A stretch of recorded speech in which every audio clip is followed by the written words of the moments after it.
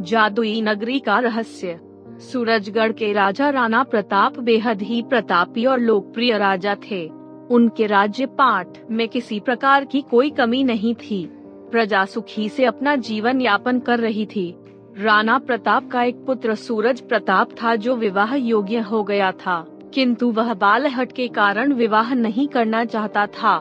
विवाह के लिए जब भी पिता या कोई कहता तो उसके सामने सूरज प्रताप अपनी शर्त रख दिया करता। वह शर्त थी, जो भी कन्या उससे विवाह करेगी उसे सुबह शाम एक एक लात मारेगा। इस शर्त पर कोई भी कन्या विवाह करने को राजी नहीं होती। कोई बिरला ही होगी जो इस प्रकार की शर्त को स्वीकार करेगी। डंडा राजा इस चिंता में दिन प्रतिदिन परेशान रहते थे। सूरज प्रताप राजा का इकलौता बेटा था।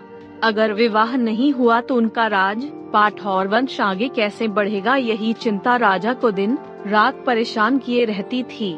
राजा ने दूर से दूर राज्यों में भी अपने बेटे के लिए न्योता भेजा, किंतु सूरज प्रताप की शर्त के सामने कोई भी विवाह के लिए राजी नहीं होता। काफी समय बीत गए थे। एक कन्या चंद्रमुखी ने इस प्रकार की शर्त और चुनौती को स्वीकार कर विवाह करने के लिए हाँ भर दिया। समय और मुहूर्त देखकर दोनों का विवाह संपन्न हुआ। सभी विधि विधान पूर्ण कर जब दोनों को खबर में पहुंचे, सूरज प्रताप ने अपनी नवविवाहिता पत्नी चंद्रमुखी को अपनी शर्त की याद दिलाई और एक लात मारने की बात कही। चंद्रमुखी ने कहा, आप मुझे लात तभी मार सकते हैं जब आप स्वयं से कमाने योग्य हो जाएंगे। अभी पिताजी के कमाई पर आप मुझे लात नहीं मार सकते। सूरज प्रताप गुस्से से तमतमाया, कोहबर से बाहर चला आया और राज्य छोड़कर कमाई के लिए निकल गया। सवेरे जब सूरज प्रताप की खोज की गई तो पता चला वह कमाई के लिए बाहर चला गया है। किसी ने ढूंढने का प्रयत्न नहीं किया क्योंकि चंद्रमुखी ने सभी को रोक दिया था। सूरज प्रताप 2 दिन का मार्ग तय करके एक राजा के राज्य मायापुर पहुंचा। वहां उसे अजीबोगरीब घटनाएं देखने को मिलती है। पहली जादुई घटना। सूरज प्रताप को चलते चलते एकाएक दीवार के नीचे लगी चूहों की महफिल पर नजर पड़ती है, जहां से मधुर संगीत का विस्तार हो रहा था। ऐसी संगीत जो अभी तक सूरज प्रताप ने कही और सुनी नहीं थी। वह वहीं खड़े होकर देखता रहा।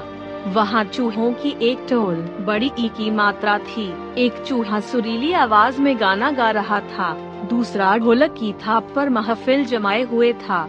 कोई चूहा हारमोनियम की स्वर लहरियों को छेड़े हुए था।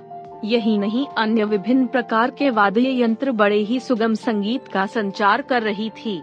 ऐसा देखकर सूरज प्रताप को यकीन नहीं हो रहा था कि यह चूहे ऐसा कार्य कर सकते हैं। सभी चूहे अपना संगीत समाप्त कर बिल में वापस चले गए। सूरज प्रताप उस संगीत को भुला नहीं पा रहा था। बैठे बैठे काफी देर हो गई थी। वह संगीत उसके कानों से हटने का नाम नहीं ले रही थी। तभी एकाएक उसकी एकाग्रता भंग हुई। सामने महफिल समाप्त हो चुकी थी। दूसरी जादुई घटना। वह उठा और कुछ दूर आगे चला। वहां नगर में एक नदी थी जिसे पार करके आगे का रास्ता पूरा करना था। सूरज प्रताप उस नदी को पार करने की तरकीब सोच ही रहा था कि उसके पास एक सुअर नाव लेकर प्रस्तुत हो जाता है। कहेंगे, मालिक क्या आपको नदी पार करनी है?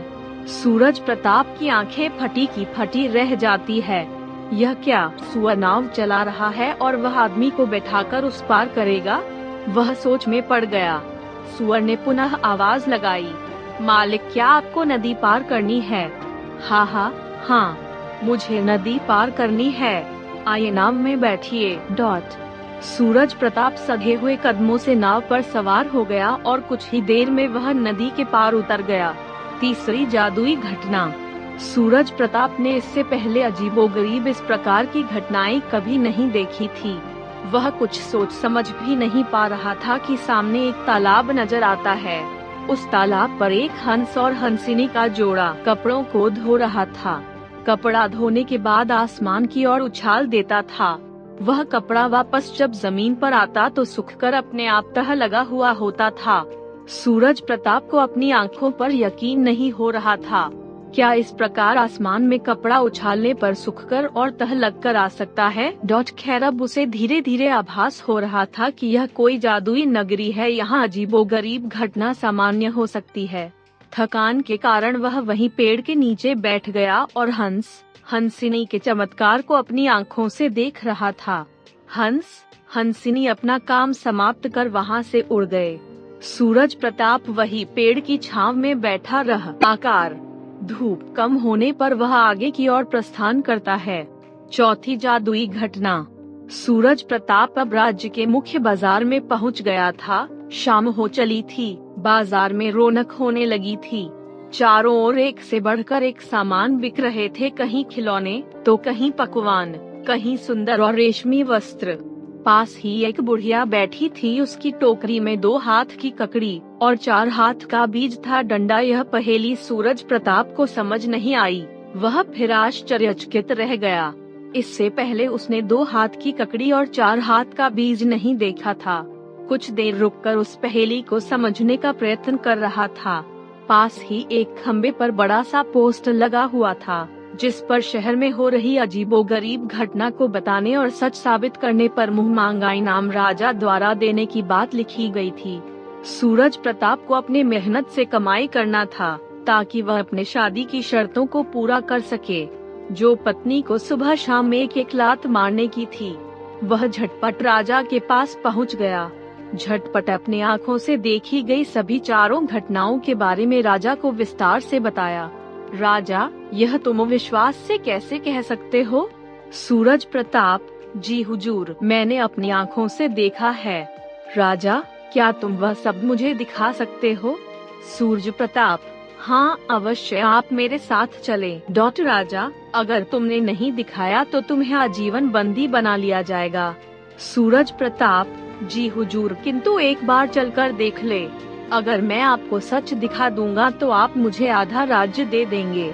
राजा, अवश्य, हम वचन के पक्के हैं। सूरज प्रताप, तो महाराज जल्दी करें, मैं आपको सभी घटनाओं को दिखा सकता हूँ।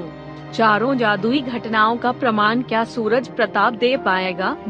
जानने के लिए देखें अगली वीडियो। धन्यवाद।